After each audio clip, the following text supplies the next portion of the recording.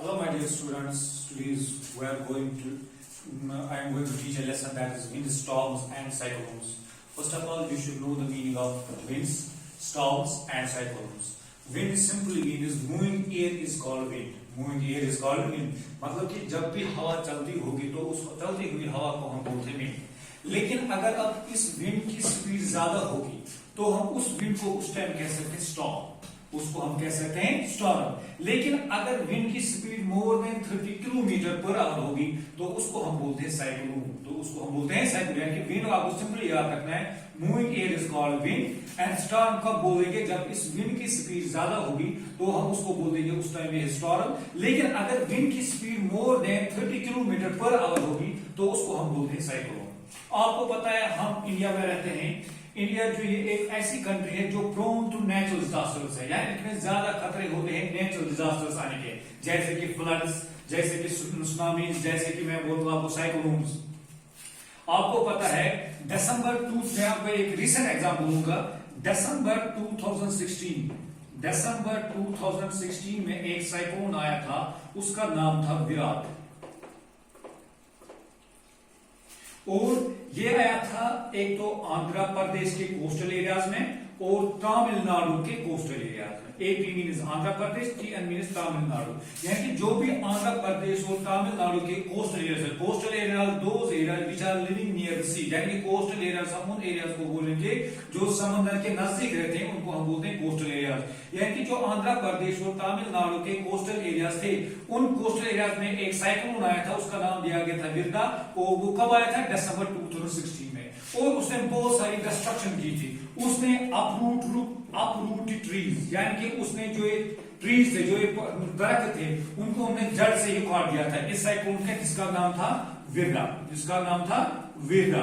और उसने क्या किया था? उसने होमलेस बनाए थे lakhs of people. Homeless people, उनके घर उजाड़ दिए थे इस साइक्लोन ने, जिसका नाम था विरदा. और उसने क्या किया था? उसने रोड्स को ब्लॉक किया था, ब्लॉकेज ऑफ रोड्स. इसी विरदा ने, जो विरदा एक साइक्लोन का नाम है, इसने किया था इस रोड को ब्लॉक. और विद डिस्ट्रक्शन. और एक साइक्लोन आया था, उस साइक्लोन का नाम था, और उसके बाद और एक साइक्लोन आया था, वो उसका नाम था, एक वो आया था ईस्टर्न इंडिया में, ईस्टर्न इंडिया. और आया उसने ये इस कंट्री को भी इन्वॉल्व किया था, उसका नाम था नेपाल. ये उन साइक्लोन का नाम था हुदहुद और दूसरे का नाम था फियाली. ये ऐसे दो साइक्लोन थे जिन्होंने बहुत सारी प्रॉपर्टी को लॉस किया. इस साइक्लोन के बाद वो आया था एक ईस्टर्न इंडिया में, जो भी ईस्टर्न इंडिया में स्टेट्स आते थे वो सब इसमें इन्वॉल्व हो गए थे. और नेपाल आपको पता है एक अलग कंट्री है, वो नेपाल भी इस हुदहुद फियाली में इन्वॉल्व, क्योंकि आपको पता है नेपाल और इंडिया ये आपस में नेबरिंग कंट्री, इसलिए नेपाल भी इसमें इन्वॉल्व हो गया था. पहले मैं आपको बोलूंगा, पहले आपको पता होना चाहिए what is air pressure. What is air pressure? आपको पता है जो एक एयर है, एयर हमें हर जगह मिलता है, हमारे इर्द गिर्द एयर सब जगह होता है. और लेकिन एयर को हम देख नहीं सकते हैं, बल्कि हम उसको फील कर सकते हैं. क्योंकि कैसे? क्योंकि हम फील करते हैं विद हेल्प ऑफ ऑक्सीजन. या जब ट्रीज को जो लीव्स होते हैं वो हिलते हैं बिकॉज ऑफ एयर. इसका मतलब है जो एयर होता है, एयर एक्सर्ट करता है प्रेशर. हर एक ऑब्जेक्ट पे एयर प्रेशर एक्सर्ट करता है. मैंने यहाँ पे डेफिनेशन लिखी है, air exerts pressure on all bodies at all times in all directions. It is called. यानी कि जो एयर है ये प्रेशर तमाम बॉडीज पे एक्सर्ट करता है एट ऑल टाइम्स. का मतलब है हर टाइम, हर वक्त. इन ऑल डायरेक्शन का मतलब है हर एक डायरेक्शन में, चाहे ईस्ट, चाहे वेस्ट, चाहे नॉर्थ, चाहे साउथ. और जो भी इसमें सब डायरेक्शन होते हैं, नॉर्थ वेस्ट, साउथ वेस्ट, समझे, साउथ ईस्ट. एयर जब एक्सर्ट करता है प्रेशर तमाम बॉडीज पे हर वक्त और हर डायरेक्शन में, उसको हम बोलते हैं एयर प्रेशर. उसको हम बोलते हैं एयर प्रेशर. यानी कि लेकिन मैंने आपको इससे पहले बोला, एयर को हम नहीं देख सकते हैं, बल्कि हम एयर को फील कर सकते हैं. कैसे फील कर सकते हैं? With help of our skin. या जब हमारे कपड़े जो हमारे बॉडी पे होते हैं, जब वो हिलते हैं तो हमें पता चलता है बाहर से एयर है. या जब हम जो लीव्स होते हैं प्लांट्स के, जब वो हिलते हैं तो हमें पता चलता है वो एयर है बाहर से, लेकिन हम उसको देख नहीं सकते हैं. लेकिन एयर प्रेशर क्या होगा? जब भी एयर प्रेशर करेगा किसी भी बॉडी पे एक्सर्ट हर टाइम और हर एक डायरेक्शन में, उसको हम बोलते हैं एयर प्रेशर. और इस एयर प्रेशर के मैं आपको एक एक्टिविटी दिखाऊंगा, जिस एक्टिविटी से आपको पता चलेगा रियली एयर प्रेशर एक्सर्ट करता है कि नहीं. तो ये एक्टिविटी क्या है, हमें इस एक्टिविटी को पहले अंडरस्टैंड करना है। इसके क्या बोलता है, to show that air exerts pressure, ये हमें ये दिखाना है कि क्या रियली एयर प्रेशर एक्सर्ट करता है कि हम थ्योरेटिकल बोलते हैं। इसमें हमें एक मटेरियल की जरूरत होती है, इसमें सिर्फ एक मटेरियल आपको लाना है, an empty tin can. Empty हो का मतलब हो गया खाली, जो खाली टिन कैन हो, ये जरूरी नहीं है टिन कैन कोई और हम ला सकते हैं, लेकिन जो एम्प्टी होगा, एम्प्टी मतलब खाली, जिसमें कुछ भी नहीं होगा। प्रोसीजर का मतलब हमें क्या करना है इसके लिए, pour a little water in an empty can, हमें एक एम्प्टी खाली कैन में हमें बहुत कम तादाद में पानी डालना है, बहुत कम पानी डालना है इस एम्प्टी कैन में, and heat it over a burning, फिर हमें उसको बर्नर पे हीट करना है तब तक जब तक वो बॉयल हो जाएगा, जब तक वो बॉयल हो जाएगा। And allow the water to boil for a few minutes, फिर कुछ मिनट तक हमें वाटर को बॉयल करना है इसी बर्नर पे, वो पानी जो हमने इस एम्प्टी कैन में डाला था उसको हमें बॉयल करना है। और एक बार मैं रिपीट इसको करूंगा प्रोसीजर का पहले पॉइंट को, हमें थोड़ा बहुत वाटर डालना है इस एम्प्टी कैन में, एम्प्टी कैन का मतलब है खाली कैन, फिर उसको हमें हीट करना है बर्नर के ऊपर तब तक जब तक ये बॉयल हो जाएगा, फिर इस वाटर को हमें कुछ मिनट तक इसको बॉयल करना है। ये हो गया पहला पॉइंट। दूसरा पॉइंट, इसके बाद क्या करना है, हमें इस कैप को हमें सील करनी है, यानी कि सील का मतलब जो इसका लिड होगा, जो इसकी सील होगी वो उसको सील करनी इस कैप को, and remove it from the burner, फिर सील करने के बाद इसको बर्नर से हटाना है।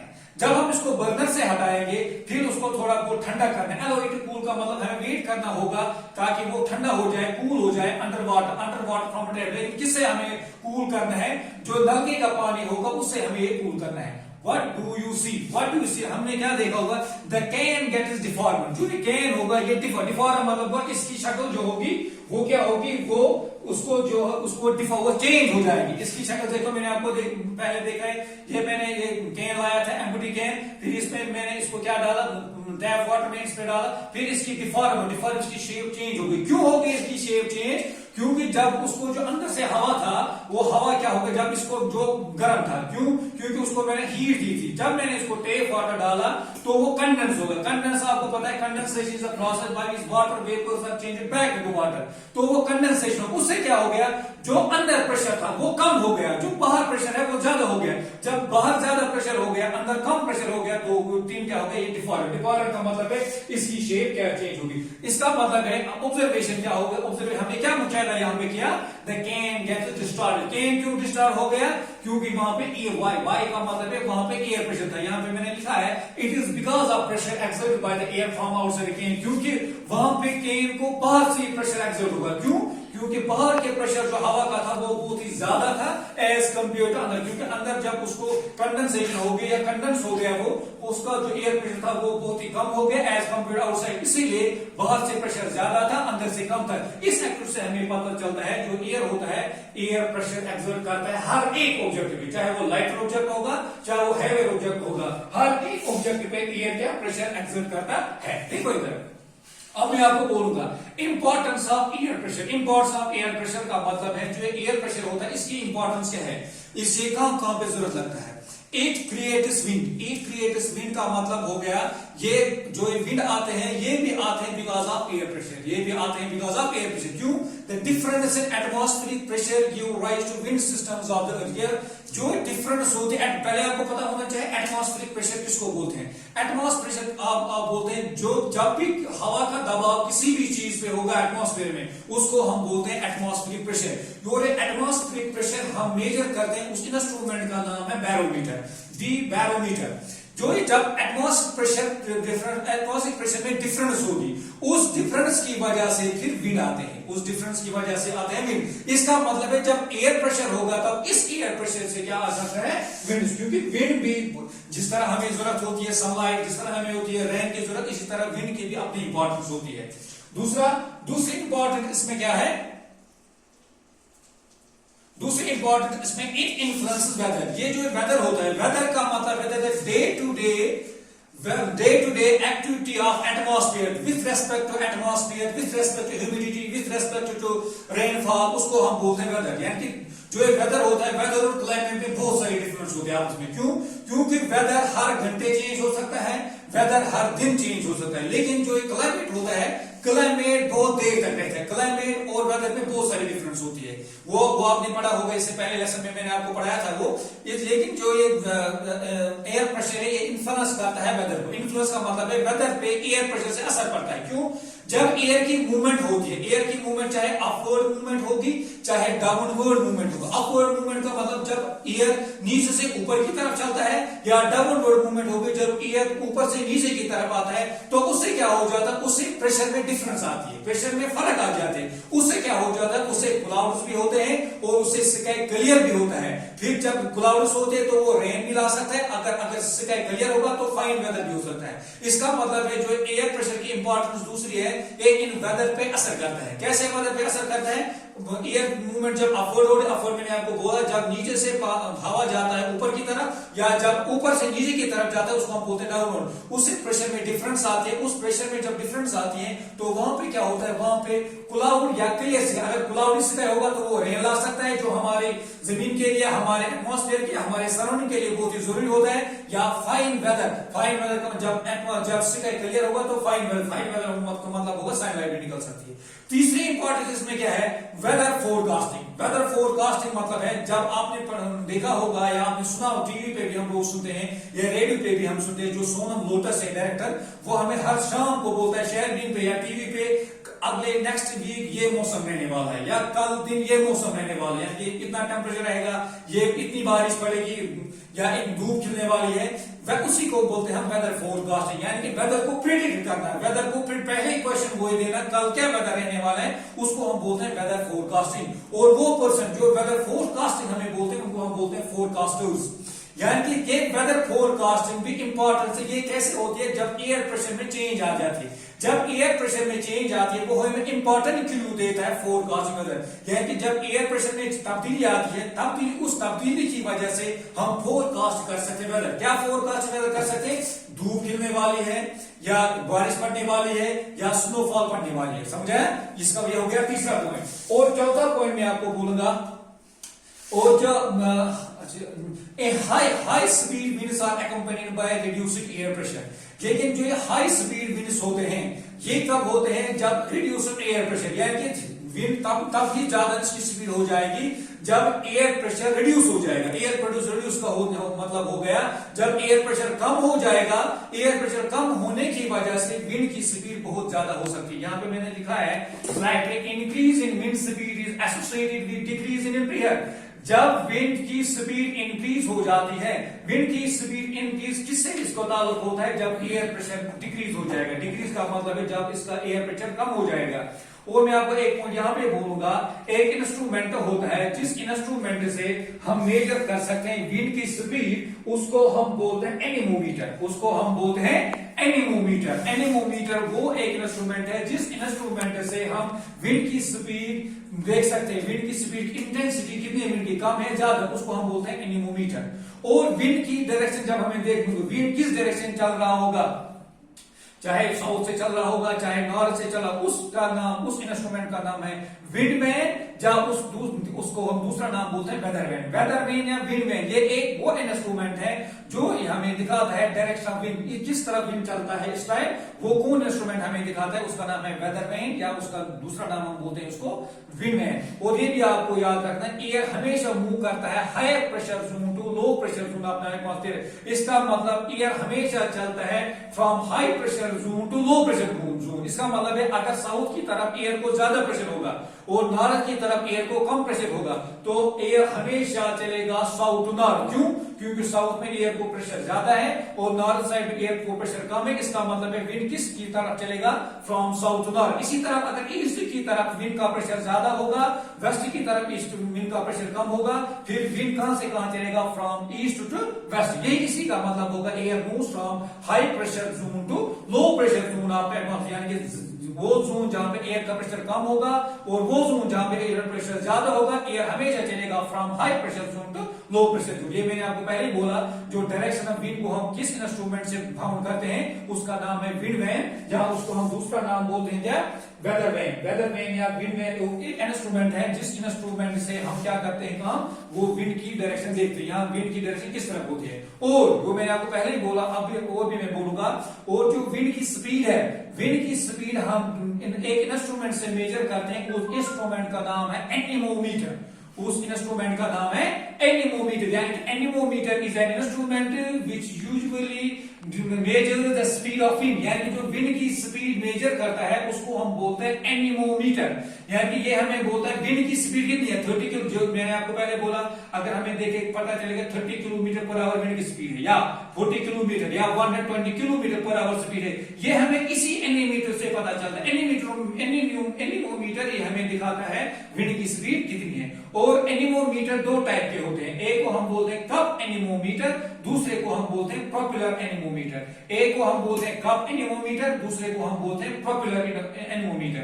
कप एनीमोमीटर वो एक एनीमोमीटर होता है जिसमें just like cup shape 4 sides होते हैं, इसीलिए इसका नाम बोला जाता है क्या, कप एनीमोमीटर। और प्रोपेलर एनीमोमीटर वो एनीमोमीटर जिसमें जैसे प्रोपेलर, जैसे रॉकेट में प्रोपेलर होता है, इसी तरह इस एनीमोमीटर में एक शेप होती है, वो प्रोपेलर जैसी होती है, इसीलिए इसका नाम पड़ गया है प्रोपेलर एनीमोमीटर।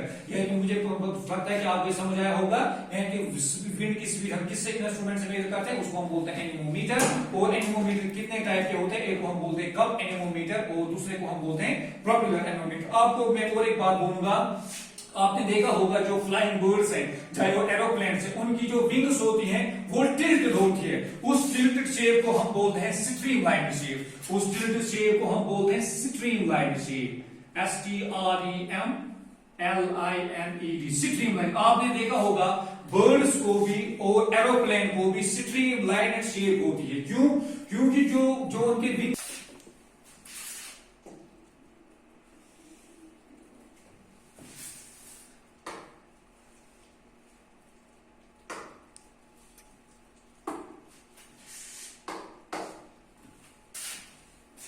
हाँ, जो शेप ऑफ